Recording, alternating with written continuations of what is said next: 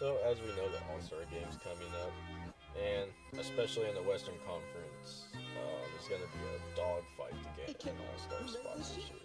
So, this is just a list of three guys that I believe should be an All Star. Honorable mention, there might be a scenario where Kyrie Irving is not an All Star this year, and it sucks because there's just like I'm gonna be repeating probably a lot in this video. There's just a lot of guards in the Western Conference that deserve an All Star spot, and Kyrie Irving is one of them. But I think the Mavs they just might have one All Star this year. So let's get into it. First off, James Harden. The efficiency is not really there. He's shooting under 40%. He's averaging 22, but the Clippers are winning. Like they're a playoff team right now, and you know Harden's still showing the ability to be the primary system in the offense. And the Clippers they're staying afloat, and it's looking good right now because there's good news about Kawhi. He's coming back soon enough, or he's looking to. He's playing with the G League affiliate team, I believe. Like he's getting some burn in on over there, so the Clippers can actually do something. And without James Harden this year, the Clippers wouldn't be where they're at right now. So the fact that I believe that he's still showing like he has an impact on winning and that he can still carry a team, I think he deserves to be an all-star. Now, it'll probably be harder because you look at his efficiency and then you'll be like, oh, well, why would we give an all-star spot to a guy that's shooting 39% from the field? So that might be the reason why he might not make it, but I do believe that James Harden should be an all-star this year. Next guy, Andrew Wiggins. He's averaging 18 and 4 for the Warriors, shooting over 40% from three. And he's kind of back to that 2022 form in a sense. He's kind of like the second star, I guess, for now with Curry. I wish he would score the ball more, but overall, like he's just doing his job. Like he's a pretty impactful player for the Warriors right now.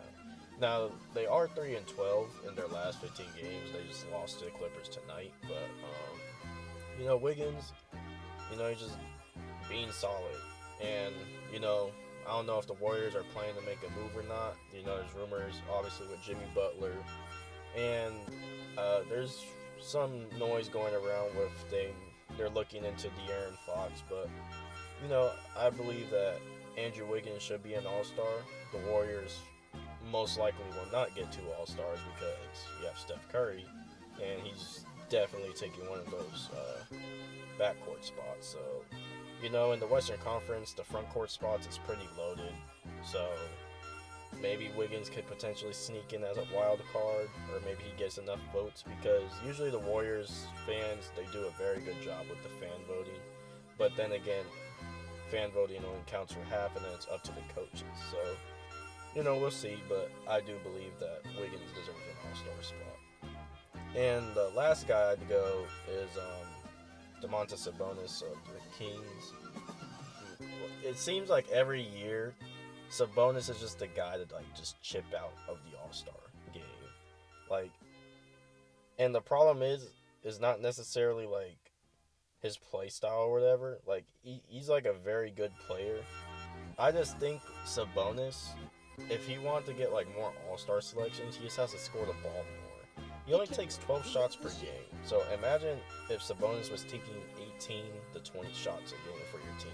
Especially since the Kings are where they're at right now. Like Sabonis, I wish he doesn't play like this, but I wish he was a more aggressive player. Because taking 12 shots a game and being one of the most efficient players for the past few years, like, you kind of need to take more shots, bro. And like, if we could just bump up that 19 points per game he's averaging, imagine he was taking more shots. He would be averaging like 25 to like 28 points per game. But that's not the player that Sabonis is. Like, he'd be putting up Jokic stats if he just took more shots. But, and I think that's what's kind of hindering the Kings in general and just hindering Sabonis with All-Star selection, because he's always the guy to just cut out. Like, you'd rather, because the guy that is probably going to get in over Sabonis, similar players, Alperen Sengun, but Alperen Sengun scores the ball. They play very similarly, but I say Alperen Sengun is a more aggressive player than Domantas Sabonis, and that's why I think he'll get the All-Star nod over Sabonis. And like I said again, the Western Conference with that front court is just stacked, because we already know who the starter is going to be.